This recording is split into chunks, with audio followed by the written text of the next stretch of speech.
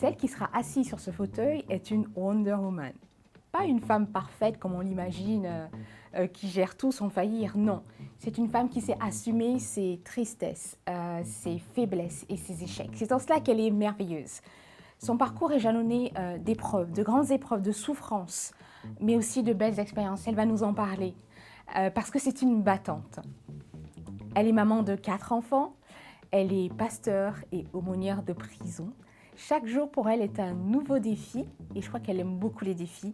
Alors sans plus tarder, je lui laisse la place sur ce fauteuil, Daria Réchor.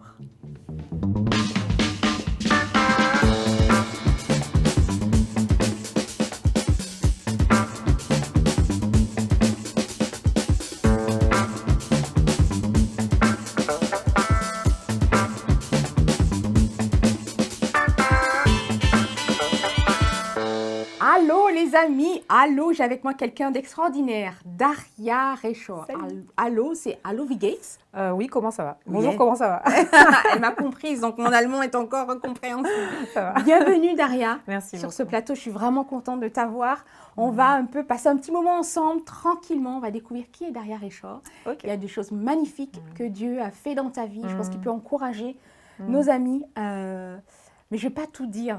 On va commencer. Installez-vous et puis on se retrouve dans quelques secondes.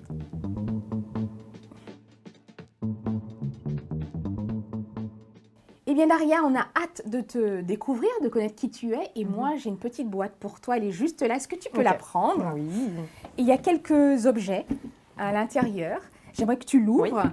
Et puis, on va découvrir. Je vois que tu souris, donc Oui. je suis juste ou pas? Oui. Je crois que je suis juste. Complètement. Alors, qu'est-ce qu'il y a dedans? Vas-y, dis-moi ce qu'il y a dedans. Alors, il y a des post-it. On peut les sortir, hein, tu peux les Ah oui, sortir, d'accord. comme ça on les montrer. Des post-it. Des post-it. Il y a des couches. Il y en a 1, 2, 3, 4, 5. J'espère que c'est pas prophétique. Oui. Oh mince.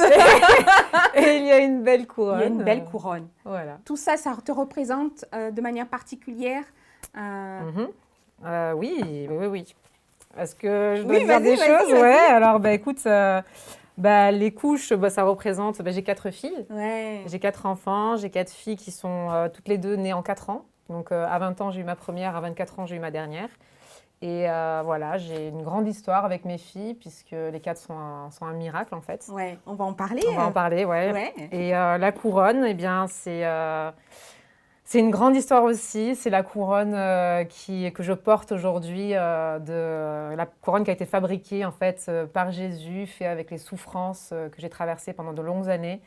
Et une couronne qui glorifie Dieu. Et j'ai écrit un livre en fait qui parle de ça. Bah oui, justement, Voilà. la couronne est sur le livre. On va aussi en parler, on va Ouais. continuer. Et ensuite, il y a un post-it. J'ai mis des post-it. Alors les post-it. Il y en a plein chez toi. Il y en a n'est-ce plein pas? chez moi. Je sais pas, j'ai pas été T'as chez elle, mais découvert? je sais qu'il y a plein de post-it. chez Oui, elle. j'aime noter des vérités, des passages, des choses qui vont m'encourager sur des post-it pour jamais les oublier. Des encouragements pour moi ou pour ma famille. Et ça, c'est quelque chose, voilà, c'est un... C'est une super astuce, hein? Ouais, merci. Ouais, c'est une table de proclamation, c'est Oui. génial. Ouais, pour pas oublier, parce qu'on vit dans un monde où on oublie vite les choses. Ouais, La t'as vie raison. va tellement vite qu'on peut vite oublier les encouragements et tout ça, ou des versets bibliques qui vont être pertinents pour ma vie ou quoi. Et du coup, je note et puis j'accroche. Je t'accroche. Voilà. Super. Eh ben, merci Daria, on continue ensemble notre moment.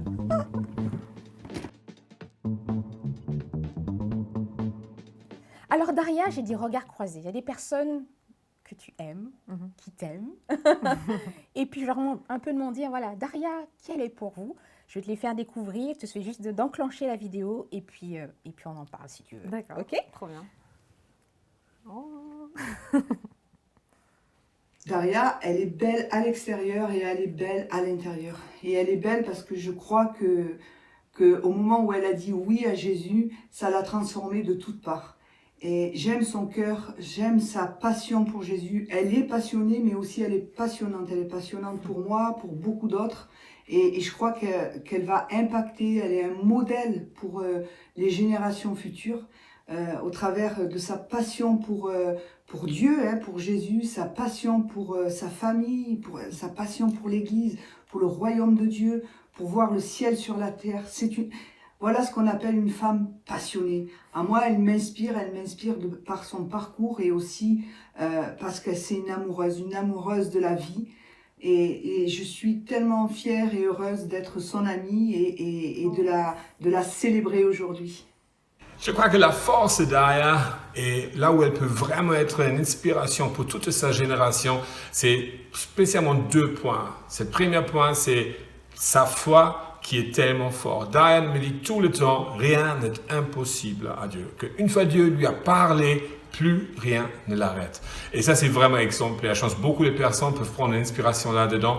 Et elle ne sait pas simplement croire en Dieu et croire Dieu, mais mettre en action ses idées et de ce qu'elle est convaincue vient de Dieu. Alors, une vraie activatrice qui est capable d'entendre la voix de Dieu et de mettre en place des plans d'action qui arrivent au bout d'un projet pour l'accomplir. Tu vas me faire pleurer. On a découvert ton papa Oui. et ton amie Katia. Oui. Tu es une passionnée, Daria. Ah oui, ça c'est sûr. Et pour toi, rien n'est impossible avec Ouais. Dieu. C'est ça, c'est vraiment ça qui te drive et qui te donne envie Bah, d'aller de écoute, l'avant. c'est gravé dans ma peau. Waouh! Rien n'est impossible à Dieu. Il y a une histoire avec cette phrase. C'est qu'en fait, quand je suis née, mon père m'a tenue dans ses bras pour la première fois. Et il a vu graver sur mon front une phrase, comme une vision. Et il a vu graver sur mon front rien n'est impossible à Dieu. Et à ce moment-là, le Saint-Esprit lui a dit que ma vie ne serait pas facile, que je passerais par beaucoup d'épreuves. Et du coup, mon père m'a rappelé toute mon enfance cette phrase. Il m'a dit, Daria, n'oublie jamais, rien n'est impossible à Dieu. Et je suis passée par beaucoup de tempêtes dans ma vie. Malgré mes 33 ans, je suis passée par énormément de tempêtes. Et en fait, le fait d'avoir entendu ces paroles, cette proclamation toute mon enfance, m'a permis de saisir et de croire profondément à cette vérité, que rien n'est impossible à Dieu. Et voilà, après que j'ai failli mourir une énième fois, je me suis dit, si je survis à ça, je me fais graver dans ma peau cette phrase qui a tellement de sens pour moi. Donc, ouais. Ben justement, rien n'est impossible à Dieu. On va en discuter. On va en discuter tout à l'heure. Parce que je vous ai dit, c'est vrai, rien n'est impossible à Dieu. Merci et on se retrouve tout de suite. Restez avec nous.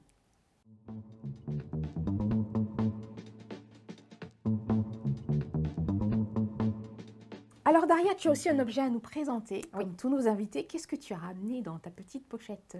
Alors, j'ai J'ai hâte de voir. ramené un objet, c'est un des objets qui est le plus important pour moi, qui est très significatif. Et c'est un collier Waouh! que mes parents m'ont offert il y a quelques années, avec un immense diamant. Alors, je rassure, c'est pas un vrai diamant.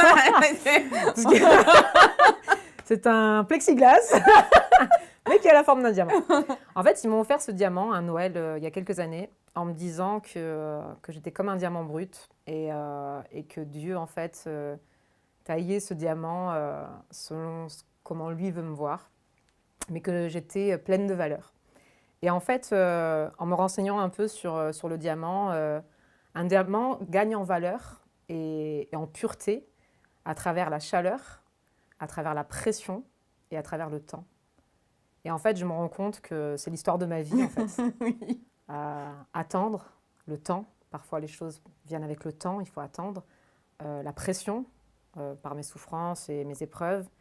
Et la chaleur, passer par le feu. D'où la couverture orange de mon livre. C'est un, on va dire un signe, enfin un symbole du feu par lequel je suis passée.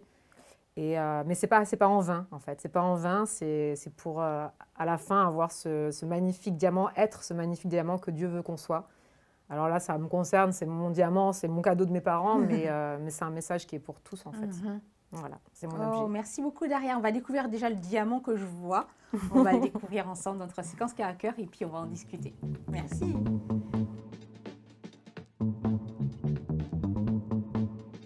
Alors, on se retrouve là pour cette séquence cœur à cœur avec Daria.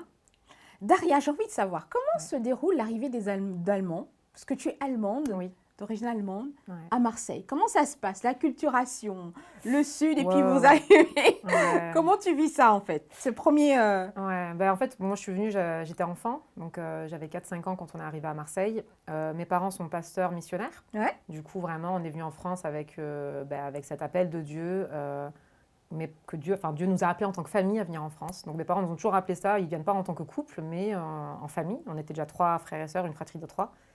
Mes 2 autres sœurs sont nées en France, une au nord, une à Marseille. Et en fait, quand on est arrivé à Marseille, c'était vraiment parce que Dieu nous a appelés dans cette ville en tant que famille allemande. Et on a débarqué dans un quartier, en fait, c'est le vieux quartier de Marseille, c'est le Panier. Ouais. C'est à 2 minutes du Vieux-Port. Et en fait, il faut comprendre que ce quartier, il avait été complètement détruit à la Deuxième Guerre mondiale Ouais. par des Allemands dans toute cette guerre. En fait, le quartier a voulu... on a voulu montrer l'exemple, comment on allait traiter des criminels, parce que le quartier, c'est un quartier de mafieux, voilà, il y avait le grand banditisme, etc. Et en fait, le quartier avait été complètement détruit par les Allemands. Il y a eu beaucoup de morts, beaucoup de déportations. Et en fait, on est la première famille allemande à être revenue dans le quartier, chrétienne, après tous ces massacres. Et du coup, il y avait vraiment, pendant plus de 7 ans, en fait, on a vécu drame sur drame, on nous a fait la misère. Donc, On n'a pas bien accueilli les Allemands à Marseille. on ne nous a pas du tout bien accueillis, dans le sens où on savait que c'était un combat spirituel. On nous a dit concrètement, on ne veut pas des Allemands, on ne veut pas des chrétiens. Et ça s'est démontré, on nous a brûlé des voitures, on nous a cambriolé 15 fois en 7 ans, on nous a agressés, on nous a craché dessus à l'école, on n'avait pas d'amis, on n'était qu'entre nous, et ça a duré comme ça pendant 7 ans. Waouh, Ouais. incroyable. Ouais. Et pourtant, voilà, aujourd'hui, vous êtes là. Ouais. Et le 2 mars, c'est une date assez spéciale pour toi. Ouais. J'aimerais que tu me dises pourquoi elle est spéciale, cette date. Le 2 mars Ouais. Le 2 mars, c'est une date spéciale depuis 5 ans. Le 2 mars, c'est une date spéciale parce qu'il y a 5 ans, j'ai pris une grande décision dans ma vie. C'était de me prendre en main. Tu dis, j'ai pris la décision de m'aimer. Oui, j'ai pris la décision de m'aimer, exactement. En fait, j'avais commencé il y a 6 ans un travail de travailler toutes les souffrances que j'avais vécues. Donc, j'ai fait une thérapie avec une pasteure qui était spécialisée dans les traumatismes. Et en fait, j'avais vécu beaucoup de problèmes dans ma vie et je voulais vraiment apprendre à m'aimer, mais de l'intérieur vers l'extérieur. Et du coup, j'ai commencé par faire une thérapie et vraiment à faire un travail de libération de tous les traumas que j'avais vécus. Et ensuite, il y a 5 ans, je me suis opérée de l'estomac et pour, on va dire, concrétiser aussi de manière physique le travail que j'avais vécu à l'intérieur. Et du coup, c'était le début, c'était un parcours, on va dire, depuis 5 ans qui est très important pour moi parce que c'est là où j'ai appris à m'aimer. Et en apprenant à m'aimer, eh bien, j'ai aussi appris à aimer les autres. Et c'est un vrai chemin qui m'a permis de me découvrir, je pense, comment Dieu me voit aussi. Ouais. Petit à petit, alors je ne suis pas encore au bout, mais c'est un chemin d'équilibre corps âme esprit. Ouais. Derrière, quand j'ai commencé à découvrir ta vie, j'ai pas pu m'empêcher à penser à Job. À l'histoire de Job, ce parcours d'épreuves de souffrance, tu en parles. Et tu parles de traumatisme. Et ton premier traumatisme était à l'âge de 9 ans, quand tu sors de l'école et que tu es violée dans le vieux quartier de Marseille, le vieux quartier du Panier. Comment une petite fille de 9 ans survit à ce traumatisme? Oui, donc j'avais 9 ans. C'était, j'appelle ce jour le premier jour du reste de ma vie. Dans mon livre, j'en parle, c'est mon premier chapitre. Et d'ailleurs, ce chapitre s'appelle comme ça, le premier jour du reste de ma vie. Parce que c'est le jour où tout a changé. Wow. C'est le jour où tout a commencé. Pourquoi je peux parler si positivement sur cette journée? C'est parce Oui. qu'en fait, voilà, j'étais après l'école, j'ai été encerclée par un groupe, un attroupement, des personnes de mon quartier que je connaissais, des voisins, et j'ai été abusée sexuellement.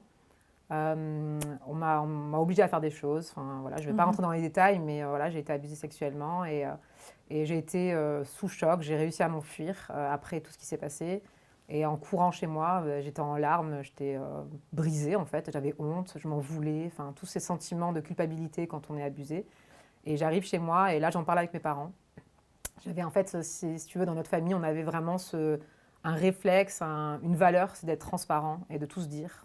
Parce que justement, on souffrait beaucoup. Alors du coup, c'était un des principes qu'on avait, c'était on se dit tout parce que la vérité libère. Ouais. Et mettre les choses à la lumière, ça libère. Et du coup, j'en ai parlé directement avec mes parents, ils étaient sous le choc. Parce que voilà, on souffrait déjà beaucoup et on avait dit à Dieu, on est prêt à donner notre vie, on est prêt à souffrir, on est prêt à ce que nos voitures soient brûlées. Mais mes parents, ils avaient dit, mais Seigneur, tout, mais pas nos enfants, quoi. Et comment ils le vivent, tes parents? Comment ils te prennent là? Comment ça se passe à ce moment-là? Ils ne cachent pas leurs émotions, ils ne cachent pas leur colère, leur tristesse. Mes parents pleurent, ils pleurent tous les deux. Ils sont désespérés, ils crient à Dieu en disant, mais pourquoi? On ne comprend pas. Enfin, on peut tout vivre, mais pourquoi nos enfants, quoi? Enfin, on est là pour te servir, on est là pour apporter ta parole, ton espoir, ton amour. Et pourquoi il se passe ça? Pourquoi notre fille, elle est abusée? Et malgré tout, malgré leurs émotions, malgré leur colère, leur tristesse, ils ont eu un réflexe, ils ont prié pour moi. Et c'est ce qui m'a sauvée. Et en quoi ça t'a sauvée, cette Alors, prière pour eux? quand ils ont prié pour moi, je suis littéralement tombée par terre, en tremblant de tout mon corps et en poussant un grand cri. Alors, ce qui est intéressant, c'est que comme je viens d'écrire mon livre, j'ai demandé vraiment chaque détail à mes parents. Et ils m'ont rappelé tous les détails de ce moment. Et je me vois tomber. Et quand je suis à terre, je vis une situation surnaturelle.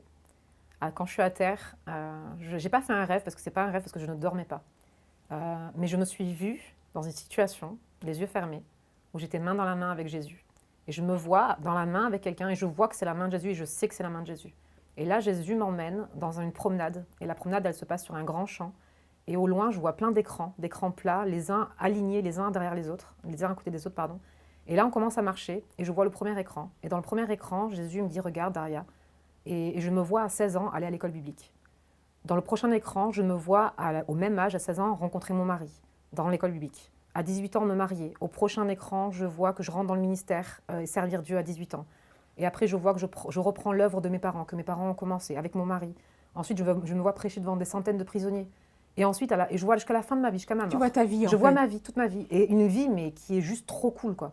Et à la fin, à la fin de cette promenade, Jésus se met à ma hauteur. Il me regarde dans les yeux. J'avais 9 ans. Et il me dit, Daria, est-ce que tu veux vivre cette vie? Et là, je lui dis, c'est ma vie de rêve, je kiffe, je la veux. Et là, il me dit, alors consacre-moi ta vie, à partir d'aujourd'hui. Et là, j'ai dit oui. Jésus, je te consacre ma vie, je veux cette vie. Je me réveille, j'ai oublié tout ce que j'ai vu, je ne sais pas comment je vais mourir. Par contre, Dieu m'a permis de me souvenir des 3 premiers écrans. Alors la première chose, quand je me suis réveillée, une demi-heure après avoir été au sol, je regarde mes parents, je dis, papa, maman, à 16 ans, j'irai à l'école biblique. Je vais me marier à 18 ans. Et le jour viendra où je reprendrai l'œuvre que vous avez commencée. J'avais 9 ans. Et mes parents m'ont encore dit, il y a quelques mois, quand j'écrivais mon livre, on m'ont dit, Daria, c'était un moment surnaturel. Parce qu'une demi-heure avant, quelques temps avant, tu as été abusée sexuellement. Tu étais dans la honte, dans la culpabilité, dans la tristesse. Et là, tu t'es réveillée et ton visage il était illuminé. Tu avais un sourire, c'était divin, ils m'ont dit. Et en fait, c'est ce qui s'est réellement passé. C'est une nouvelle Daria qui est là, qui ouvre les yeux. En fait, c'était une Daria consacrée qui s'est réveillée. Je me suis réveillée, alors c'est vraiment le moment de ma consécration, quand j'avais 9 ans, juste après mon abus sexuel. Dieu a fait un miracle, il a changé le mal en bien, il a changé le malheur en bonheur, il a changé le dramatique en consécration. Il m'a consacrée pour lui. Je me suis réveillée du jour de mes 9 ans, du jour de mon abus jusqu'au jour de mes 16 ans. J'ai fait un décompte de chaque jour, parce que je savais que j'allais aller à l'école biblique en fait. C'est quoi une vie consacrée pour toi? Tu parles de vie consacrée, c'est quoi? Une vie consacrée, c'est une vie qui appartient à Dieu. Je me lève pour Dieu, je me couche pour Dieu, j'agis pour Dieu, je parle pour Dieu, je rêve pour Dieu. Tout ce que je fais, c'est pour Dieu. C'est ce qui t'a amené à écrire justement, tu as fait une liste de « je veux ». Je veux sans cesse avoir un rêve pour le royaume. Moi, ce qui est écrit, vivre à temps plein. Je veux vivre à temps plein pour le Seigneur. Je veux prêcher dans les églises. Je veux être fidèle dans les petites choses comme dans les grandes. Je veux être pratique. Je veux implanter des églises. Je veux apprendre à servir mes amis et mes ennemis. Je veux servir Dieu avec mon mari. Je veux construire la maison de Dieu et pas la mienne. Wow. J'ai écrit ça quand j'étais enfant. Quand tu étais enfant, n'est-ce pas, tu as écrit tout ça? Oui. Donc, c'est ton oui à Jésus, en fait, qui transparaît là. Oui. Waouh. Et ce qui est exceptionnel, en fait, c'est que la majorité de ce que j'ai écrit dans cette liste de « je veux », je le vis aujourd'hui. Waouh. Ouais. Et c'est bien, je comprends bien, ce qui est impossible aux hommes est possible à Dieu. Cet impossible, tu es en train de le vivre, tu le vis et tu vas commencer à le vivre. Il y a un autre verset aussi, je pense à Job, il y a un autre verset qui venait. « Non, je ne mourrai pas, je vivrai, je raconterai les merveilles de l'Éternel. Non, je ne vais pas mourir. » Ce sont les mots que tu as prononcés dans cet hôpital, sur ton lit où ce médecin te déclarait « C'est fini pour vous, madame. Tu avais une embolie pulmonaire. » Tu as une série d'épreuves comme ça qui vont te frapper, pas successivement, mais qui vont marquer, jalonner ta vie. Tu as la naissance prématurée de tes 2 petites à 2 reprises, 960 grammes Céleste. C'est ça? Mélissa qui avait 960 et Céleste 1 kg. Céleste 1 kg. Tu as une prééclampsie à 25 ans. Ton bébé échappe à la mort subite du nourrisson à quelques fractions de secondes. On a tenté de kidnapper une de tes petites filles, une embolie pulmonaire, une tumeur. On te dit que tu ne peux pas avoir d'enfant, pourtant tu as 4 filles. Une maladie incurable. Dans quel état d'esprit, Daria, tu traverses ces tunnels successifs, en fait? Quelle est la clé que tu comprends dans toute cette tempête? Son livre s'appelle La tempête passe, mais dans quel état d'esprit tu traverses tout cela? En fait, alors les épreuves étaient complètement successives, c'est-à-dire que pendant 6 années, on n'a pratiquement pas pu souffler avec mon mari. Non-stop. C'était non-stop. Et je pense que c'est aussi ce qui a été le plus difficile, c'est de ne pas pouvoir souffler, c'est avoir l'impression que ça ne s'arrête jamais, qu'il n'y a pas de sortie, que ça s'enchaîne en fait. C'était enchaînement après enchaînement et c'était 6 années d'épreuves, de très grandes épreuves, à tel point que il m'est arrivé une fois, et j'en parle aussi dans mon livre, de ne plus vouloir vivre parce que je souffrais trop, j'avais plus de force en fait. Et c'est là où j'ai découvert que je ne connaissais pas mes forces. Oh. Mais, et Dieu me l'a dit, et du coup j'ai pu rebondir. Mais en fait, toutes ces années m'ont permis de comprendre 2 choses. C'est que sans Dieu, je suis rien. C'est que Dieu est fidèle. Et c'est que ce que je vois moi aujourd'hui, c'est pas ce que Dieu voit. Dieu voit, si tu veux, l'ensemble du tableau. Ouais. Alors oui, il comprend et il est avec moi dans le maintenant, dans mes souffrances maintenant, mais il est aussi celui qui voit l'ensemble du tableau. C'est celui qui a une vue d'ensemble en fait. Et là où nous, on ne comprend pas le pourquoi du comment maintenant, lui sait pourquoi. Et moi, ça m'a permis vraiment d'apprendre à lâcher prise du contrôle de ma vie. Comment tu as lâché prise dans le maintenant, dans toutes ces Honnêtement, épreuves? Ouais. Concrètement, comment ça s'est passé? Concrètement, je me suis vidée de toutes les larmes de mon corps. J'ai beaucoup, beaucoup pleuré. J'ai été brisée. Je suis une femme brisée et remodelée par Dieu, en fait. Mais j'ai été brisée. Ces épreuves, elles m'ont complètement brisée. Ça a été ouais, quand je dis lâcher prise, c'est vraiment un brisement total de... J'ai toujours, avant de vivre ces épreuves, j'ai été une personne qui aime contrôler ma vie, qui aime planifier, qui aime me battre pour plein de choses. Et mon père l'a dit tout à l'heure, Oui. je suis une activatrice, j'aime mettre les choses en action et tout. Ça n'a pas changé aujourd'hui, sauf que je le fais différemment. Je le fais avec Dieu, en fait. Et comment tu le fais avec Dieu au quotidien? En fait, comme je disais tout à l'heure, je marche avec lui, c'est-à-dire qu'en fait, c'est plus moi qui fais avec mes propres idées ou avec ma propre volonté, mais je demande à Dieu. Il y a une communion très, très personnelle et intime avec Dieu au quotidien, et je marche avec le Saint-Esprit au quotidien. Et c'est ce qui m'a permis aussi de ressortir de ce feu, en fait, de ces 6 années de feu et d'épreuves. J'ai jamais lâché la main de Dieu, en fait, jamais. Je me suis toujours dit, je lui ai toujours fait confiance. Je me suis toujours dit, mais il a ma vie entre ses mains. Alors soit il m'aime tellement qu'il a envie de me prendre vers lui. Il veut m'avoir avec lui, auprès de lui au ciel. Et d'ailleurs, je lui ai dit, parfois je fais OK Seigneur, à plusieurs reprises, je lui ai dit, mais parce que j'étais sur le point de mourir, de l'embolie pulmonaire, des différents accouchements prématurés que j'ai eus, de la maladie incurable. J'étais dans différentes situations où j'étais dans mon lit de mort, en fait. Et je disais à Dieu, OK Dieu, si c'est ta volonté, reprends-moi. Vas-y, apparemment c'est maintenant. J'ai 25 ans, reprends ma vie. Ce n'était pas le plan de Dieu. Moi, sur le moment, je ne le savais pas. Mais une chose que je savais, c'est quand le Saint-Esprit me parlait, dans ces chambres, dans mon lit de mort, dans cette chambre d'hôpital. Oui, tu disais que ça puait la mort quand tu étais là. Oui, en fait, j'étais dans cette chambre d'hôpital. Le médecin venait de nous dire, à moi et mon mari, qu'il me restait 10 minutes à vivre, que j'avais une embolie pulmonaire sévère et que le côté droit de mon cœur commençait à s'éteindre. Ouais. Donc, en fait, j'étais vraiment sur la fin de l'embolie, en fait. Il me disait, en fait, on vous a injecté tous les anticoagulants, mais on ne sait absolument pas votre truc vital est engagé, comme on dit déjà. Pronostic vital. Pronostic vital est engagé et on ne peut pas savoir si vous allez survivre ou pas, donc faites vos adieux. Et du coup, on a fait nos adieux avec mon mari et on avait 25 ans, lui 26 ans. Et à un moment donné, il va juste dire à mes parents, ils étaient dans le couloir, ce qui se passe. Et pendant le laps de temps où il parle, et quelques minutes, annonce ça à mes parents, il y a les médecins qui arrivent dans cette chambre dans laquelle je suis. Juste à côté de moi, il y a un homme qui est en train d'agoniser d'un cancer. Wow. Et il faisait sombre et ça puait la mort, en fait. Et j'étais là. Déjà, j'étais sous choc de me dire je vais mourir. Et là, les médecins, ils arrivent en trombe. Ils étaient à plusieurs, 5 médecins à peu près. Ils arrivent, ils me disent Madame Réchor, on a encore une mauvaise nouvelle.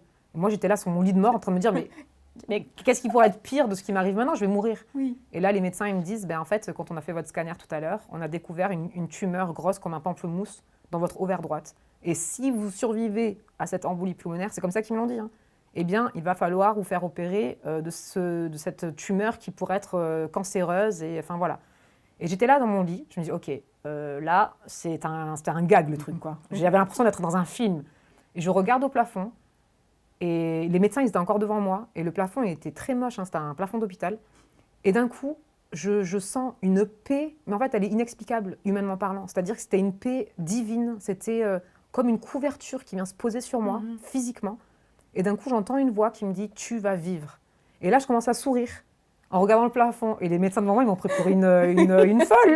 Là. Mais va mourir, rigole. Mais pour de vrai, il y a un des médecins, le chef de service, qui me dit « Madame Réchard, vous nous avez entendu ?» Et moi, je fais « oui, oui ». Et je souriais. Il me disait « Madame Réchard, vous êtes consciente de votre état? Vous allez mourir. Et puis, vous avez peut-être un cancer. » Et moi, j'étais là, et je regarde les médecins et je leur dis avec un grand sourire, je leur dis « En fait, Dieu vient de me dire que je vais vivre. Et je vais vivre. » Et j'ai préféré croire les paroles de Dieu que celles des hommes. Et c'est ce qui s'est passé. J'ai survécu. Waouh. Gloire à Dieu. Gloire à Dieu. Oui. Parce que je suis contente d'être là avec toi aujourd'hui, tu vois. Oui, ils avaient tort et Dieu avait raison, Ouais. en fait. Et c'est intéressant parce que tu dis, tu parles de décision, tu vis l'instant présent, tu lâches prise. Tu parles de la tempête qui passe. Pourquoi le titre « La tempête passe » Ouais. La tempête passe parce que aucune tempête n'est éternelle. On le voit dans la météo. Enfin, il y a une tempête, elle peut être aussi virulente qu'énorme. Ça peut être un ouragan, ça peut être complètement dévastateur, ça peut tout casser sur son passage. Oui, elle peut être violente, la tempête. Par contre, une chose qui est sûre, c'est que la tempête, elle passe. Et je l'ai expérimenté dans ma vie. En fait, une des choses qui m'a aussi soutenue, fortifiée dans toutes ces années d'épreuves, c'est de savoir que ça va passer, que ce n'est pas éternel et qu'un jour j'en sortirai. Et ça m'a aidé à m'accrocher, pendant toutes ces années difficiles, de me dire, mais il y a un après en fait, il y a un après, il y a le soleil qui sort. Et puis il y a ce verset qui parle, les pleurs arrivent le soir et la joie revient au matin. Ma mère m'a dit ce verset tellement de soirs, elle venait auprès de moi en pleurs, parce qu'on venait de vivre une journée difficile. On a beaucoup souffert aussi dans notre famille, dans mon enfance. Ouais. On a vécu le miraculeux. On a vécu la présence de Dieu et le miraculeux dans notre enfance. Et en parallèle, on a beaucoup souffert. C'est souvent lié, le miraculeux et la souffrance. Et ma mère venait le soir en pleurant. Elle me disait, tu sais, Daria, les pleurs, ils arrivent le soir. Mais la joie revient au matin. Chaque jour suffit sa peine. Et ce n'est pas juste des belles paroles, et ce n'est pas juste des beaux proverbes qu'on dit comme ça dans la vie. Mais dans notre vie, dans ma vie, c'est des phrases qui ont beaucoup de sens, qui ont beaucoup de profondeur. Et c'est ce qui s'est passé dans ma vie. Alors j'ai beaucoup pleuré, j'ai beaucoup souffert, mais la tempête, elle passe. Et aujourd'hui, je le vis comme ça. Et c'est mon dernier chapitre qui s'appelle « La tempête passe » en fait. Et j'ai décidé de l'appeler comme ça, le livre, parce que ça résume en fait, pour moi, il y a un espoir dans ce titre. On passe tous par des tempêtes. Les tempêtes, elles sont inévitables dans notre vie. Peu importe ce par quoi on passe, peu importe la virulence des tempêtes de nos vies. On est tous différents. Par contre, une chose est sûre, c'est qu'on a tous un truc en commun, c'est qu'on a tous des tempêtes. Et la deuxième chose en commun qu'on a, c'est que les tempêtes, elles passent. Et du coup, je ne voulais pas que mon livre soit juste un livre de souffrance, tout ce que j'ai souffert et tout ce que j'ai subi. Non. En fait, c'est un livre d'espoir puisque je parle comment Dieu m'a sauvée. Je parle comment Dieu m'a transportée, transformée à son image dans ces tempêtes-là et à travers ces tempêtes-là. Jésus, il calme la tempête. Quand tu parlais, je vois Ouais. Jésus qui calme la tempête. Voilà, il ordonne et la tempête se calme. Exactement. Il y a un autre verset aussi, quand je pense à toi. J'étais en prison, vous m'avez visité. Daria, tu es pasteur, tu es aussi aumônière de prison. J'ai envie de savoir à quoi ressemble une journée d'aumônière de prison, en fait. Qui rencontres-tu et comment tu accueilles ces personnes? Alors oui, je suis aumônière de prison depuis de longues années maintenant à Marseille, au Baumettes, à la prison des femmes. La première chose que je fais dans une journée type, c'est que je dis au revoir à ma famille. Ah oui, Oui. parce que tu ne sais pas si tu vas les revoir? Non. C'est la première chose qu'on nous apprend dans notre formation d'aumônier, c'est qu'il y a des dangers. La prison, c'est un lieu dangereux. C'est un lieu où on est prêt à donner sa vie, on est prêt à souffrir, on est prêt à se prendre un coup de poignard. J'ai des collègues aumôniers qui se sont pris des coups de poignard. C'est la réalité aussi. Alors, ce n'est pas tous les jours, c'est sûr, mais le risque est là. Du coup, la première chose que je fais, c'est que j'explique à ma famille, à mes enfants, elles le savent, elles ont grandi avec une maman aumônier de prison, donc elles savent que... Donc, elles l'accueillent avec paix. Oui, et, depuis qu'elles sont petites, je leur explique, je leur partage, je leur transmets la tolérance et l'amour pour les gens qui souffrent et les gens qui ont fait des choses dramatiques, que Jésus est justement venu pour toute personne en fait. Et du coup, mes filles aujourd'hui, elles ont une relation très particulière avec les détenus que je visite, puisqu'à chaque fois, c'est maman, tu leur passeras le bonjour de notre part. Parfois, elles font des dessins, elles écrivent des cartes. Et Et ça, et je suis tellement heureuse qu'aujourd'hui, j'ai pu aussi leur transmettre ça à mes filles, cette tolérance et cet amour pour les gens qui vont faire du mal autour d'eux. Parce qu'au final, la limite est très fine entre ceux qui sont en prison et ceux qui sont dehors, mais qui font du mal aussi. Parce qu'on peut basculer très facilement Exactement. de l'autre côté, c'est Ouais, ça? exactement. Du coup, c'est la première chose que je fais, c'est que je dis au revoir. Et après, je vais en détention. Alors moi, il faut savoir que la prison, le premier jour où je suis allée en prison, quand je devais avoir 24 ans à peu près, je me suis sentie au bon endroit, au bon moment, à la bonne place. Je suis rentrée, j'ai mis mon premier pied en prison et j'avais un smile qui faisait tout le visage. Et je me suis dit, waouh, c'est là que je dois être. Et ça a été une confirmation, mais de Dieu, mais corps, âme, esprit, quoi. Je l'ai senti dans tout mon corps. Et du coup, quand je suis en prison, j'ai l'impression d'être chez moi, en fait. Quand je rentre en prison, je suis heureuse et j'ai la joie d'être là, malgré que ce soit un endroit ténébreux, rempli de violence, de haine. Les Baumettes, c'est une prison qui est dangereuse et où il se passe quand même... Enfin voilà, il y a quand même beaucoup de violence. Et malgré tout, en fait, à l'intérieur, eh bien... je sais que je suis là où je dois être parce que Dieu m'envoie et je peux apporter l'espoir, la joie, l'écoute. Donc moi, en tant qu'aumônier, ce que je fais, c'est que j'accompagne les personnes sur leur chemin de foi ou je leur ouvre le chemin de foi pour celles qui veulent accepter Jésus dans leur vie. Et voilà, donc je fais ça depuis de longues années. Bien sûr, il y a plein d'histoires différentes. C'est tellement riche, mais c'est joyeux, mais c'est aussi beaucoup d'histoires tristes, alors beaucoup de souffrances en prison. Et en fait... j'aime trop être aumônier de prison et être pasteur en même temps parce que du coup, j'ai un pied dans le monde et je vois la souffrance du monde. Et ça me permet de garder, d'être dans la réalité de ce monde, en fait. Et si souvent, quand j'étais en prison et que j'ai rencontré des destins mais horribles, quoi, horribles, où tu te dis, mais moi, mon destin, mes souffrances, c'est rien à côté de certaines femmes qui vivent mais des choses atroces dans leur vie. Et en fait, ça me permet d'avoir peut-être, ne serait-ce juste un mini-regard de ce regard du Père, de Dieu, sur nous, les êtres humains. Et je vois juste une infime partie des gens qui souffrent, mais le monde souffre. Et de voir ces gens souffrir, ça me donne encore plus cette passion d'aller annoncer l'Évangile dans ce monde. Cette bonne nouvelle qu'il y a un Dieu qui donne de l'amour inconditionnel, qui a de l'espoir, qui a une vie éternelle. Donc ça me permet de garder l'équilibre. Ouais, c'est ça. Il y a une détenue qui t'a dit merci parce que tu nous rappelles qu'il y a autre chose que la prison. Cette autre chose, comment elles le reçoivent? Enfin, comment... quel est peut-être le témoignage? Qu'est-ce qui t'a marqué? Qui dit, bah oui, tu dis oui, je suis à ma place. Et cette femme te dit merci, il y a autre chose que la prison, il y a autre chose que ma réalité obscure. Est-ce qu'il y a quelque chose qui... Oui. Alors, en fait, au tout début, quand je suis devenue aumônier, on m'a dit, Daria, t'es une femme coquette et tout ça... tu sais, il va falloir que tu t'habilles mal, que tu arrêtes de te maquiller et que limite tu déguises un peu en homme. Et moi, sur le coup, ça m'a... J'étais pas contente, quoi. Je me dis, c'est bizarre quand même de devoir se changer, je suis pas moi-même, mais je vais le faire quand même, quoi, pour respecter voilà, ce qu'on me demande. Et du coup, au début, vraiment, limite, je m'enlaidissais, quoi. Je me maquillais pas, je mettais pas coquette et tout ça, pas de parfum, pour pas heurter les détenus, parce qu'on m'avait dit que ça allait heurter les détenus. Et puis un jour, vraiment, je me sentais mal à l'aise avec ça, parce que j'avais l'impression de me trahir. Moi, je suis quelqu'un de très authentique, très honnête, et je suis comme je suis, et puis voilà. Et puis un jour, j'ai une amie qui travaille dans l'administration pénitentiaire et qui m'a dit mais Daria, comment tu rentres en prison? Et là, je lui raconte ça, et elle me dit mais non, mais va comme tu es, tu sais que ça honore les détenus, les femmes. Et donc, j'ai pris la décision d'y aller une fois comme moi, comme je suis. Et je suis rentrée avec mon parfum, maquillée, normal, quoi, comme je suis. Et j'avais jamais eu autant de retours positifs de la part des femmes à l'intérieur de la prison qui m'ont dit mais merci de nous faire sortir de prison, ne serait-ce qu'un instant avec toi. Quand je partage du temps avec ces femmes, parfois on prend un café, et, hors Covid, quoi, quand on peut prendre du temps en cellule.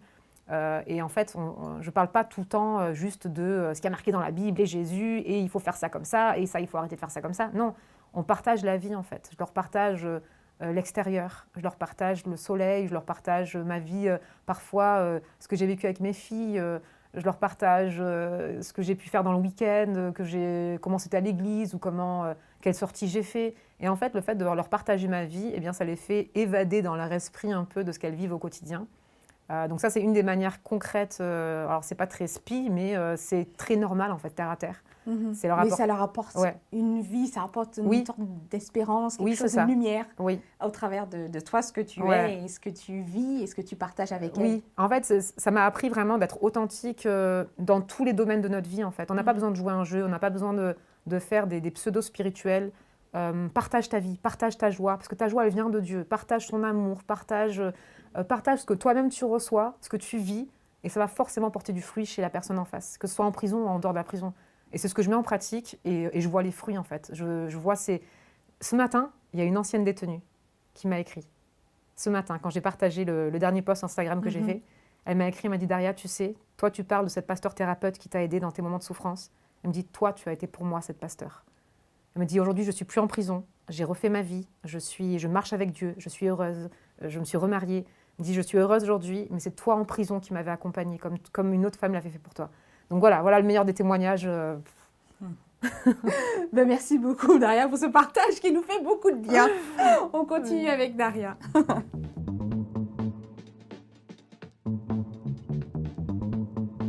Alors, Daria, ça va être notre tac au tac. J'ai quelques questions pour toi. Est-ce que tu es prête? Ouais. Ok. Quelle musique te rend joyeuse? Quelle musique me rend joyeuse? Je dirais La Chapelle, chapitre 1, en ce moment. La dernière fois où tu es sortie de ta zone de confort? Oula, tous les jours. Tous les jours. Le métier que tu n'aurais jamais pu exercer? Le métier que j'aurais jamais pu exercer, danseuse classique. Comment célèbres-tu tes victoires? Avec un bon apéro. Quel super pouvoir aimerais-tu posséder? Waouh, un super pouvoir. Oui, me transporter dans... Comment on appelle ça? Téléportation? Ouais, la téléportation. Ah oui, oui, oui. Ton petit secret pour être en forme? Le café. Un objet qui ne te quitte jamais? Mon alliance, j'ai Ton dit. alliance? Ouais. Où se passent tes meilleurs moments de prière? Chez moi, sur mon canapé, le matin à 5h30. Ok. Ouais. Merci beaucoup, Daria.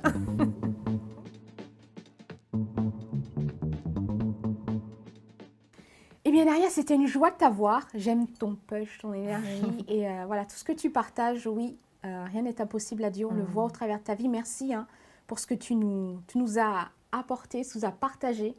Et voilà, on Merci arrive à la fin et j'ai envie de te laisser la parole. Tu as 1 minute et c'est à toi. Tu peux parler à nos internautes. Merci beaucoup. Alors oui, on a entendu pendant tout ce temps que rien n'est impossible à Dieu. Et c'est une phrase qui peut sembler être facile comme ça à dire, mais quand on vit des moments difficiles ou des souffrances, eh bien parfois elle est juste, elle paraît, on n'arrive pas à prendre vraiment cette phrase pour nous dans notre cœur. Et la raison pourquoi j'ai mis une couronne sur la couverture de mon livre, c'est qu'en fait, souvent les épreuves on les porte comme des sacs à dos en fait. Les épreuves, on les accumule de jour en jour, de semaine en semaine, d'année en année, d'épreuve en épreuve. Et on les porte comme un sac à dos lourd. En tout cas, c'est ce que moi j'avais. J'ai porté ce sac à dos lourd de plus en plus, d'année en année, de souffrance en souffrance. Et plus j'avançais, plus le sac était lourd. Et à un moment donné, en fait, dans ma rencontre avec Jésus, il est venu et il a pris le sac à dos de chacune de mes souffrances. Il a pris avec lui, il est parti. Et à la fin de ce que j'avais vécu, il est revenu et il m'a apporté une couronne. Il m'a apporté une couronne qui était belle et légère. Il m'a dit « Daria, tu vas continuer à porter les marques de tes souffrances, mais tu vas les porter pour me glorifier comme une couronne et non comme un sac à dos lourd. » Et vraiment, c'est une promesse que Dieu m'a faite, c'est ce que je vis aujourd'hui. Aujourd'hui, je n'ai plus un sac à dos lourd, mais je porte une couronne pour glorifier mon Dieu à travers les souffrances que j'ai vécues. Et vous savez quoi? Eh bien, c'est ce que vous pouvez vivre aussi. En fait, peu importe vos souffrances, peu importe ce que vous avez vécu, il n'y a rien qui est trop grave, rien qui est trop honteux, rien qui est trop impossible pour Dieu. Il peut prendre chacune de vos souffrances, chacun de vos sacs à dos, il peut les prendre et les transformer en couronne à une seule condition, c'est de lui remettre votre vie. À une seule condition, c'est de permettre à Jésus de prendre vos sacs à dos, c'est de prendre vos souffrances et d'en transformer tout ça eh bien, en couronne belle et légère que vous pourriez porter pour glorifier Dieu dans votre vie ici sur terre.